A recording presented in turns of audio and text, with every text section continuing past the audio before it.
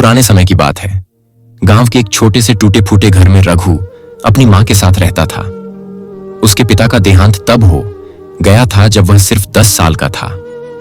गरीबी ऐसी थी कि कभी कभी 2 वक्त की रोटी भी नसीब नहीं होती थी।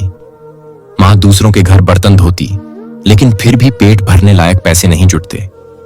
कई बार ऐसा होता कि मां रघु को खाना खिलाकर खुद भूखी सो जाती। रघु यह सब देखता, लेकिन वह कर भी क्या सकता था। रघु के पास न अच्छे कपड़े थे, न ही स्कूल जाने के पैसे। कई बार वह बिना चप्पल के ही गांव की धूल भरी सड़कों पर चलता। स्कूल जाने की उसकी बहुत इच्छा थी, लेकिन मां कहती, बेटा अभी हालत ठीक नहीं है, लेकिन तू हिम्मत मत हारना।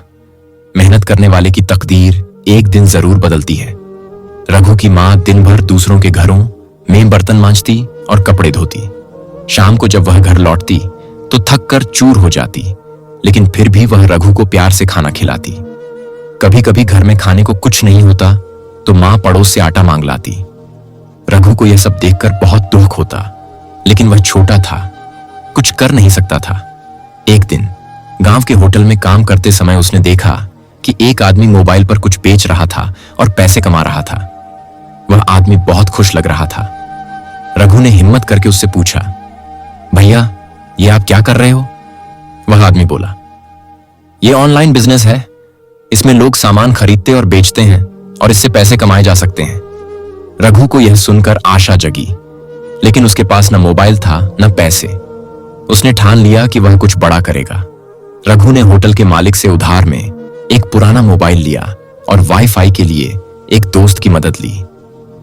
वह रात रात भर जागकर ऑनलाइन बिजनेस के बारे में सीखता, यूट्यूब वीडियो देखता और छोटे छोटे सामान बेचने लगा।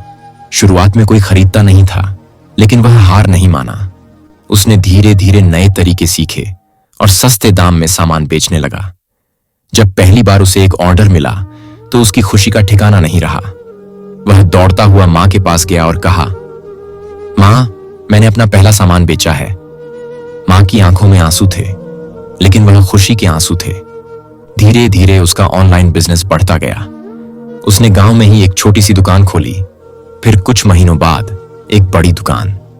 अब वह खुद अपने गांव के लोगों को रोजगार देने लगा। कुछ सालों बाद वही गरीब रघु जो कभी भूखा सोता था, आज एक सफल बिजनेसमैन बन चुका था। उसने अपने गांव में एक स्कूल खोला ताकि कोई और बच्चा गरीबी की वजह से पढ़ाई से न वंचित रहे। उसने अपनी मां को भी एक अच्छे घर में रखा, जहां वह आराम से रह सके। गरीबी मजबूरी हो सकती है, लेकिन मेहनत और धैर्य से इसे हराया जा सकता है। जो इंसान हालातों से हार मानकर बैठ जाता है, वह कभी आगे नहीं बढ़ सकता। लेकिन जो मुश्किलों का सामना करता है और लगातार सीखता रहता है, वह अपनी तकदीर खुद लिखता है। किस्मत भी उन्हीं का साथ देती है जो अपनी हालत बदलने की हिम्मत रखते हैं। तो दोस्तों, अगर आपको यह कहानी पसंद आए तो वीडियो को लाइक करें, शेयर करें और चैनल को सब्सक्राइब करें। आपका क्या सपना है नीचे कमेंट में जरूर बताएं।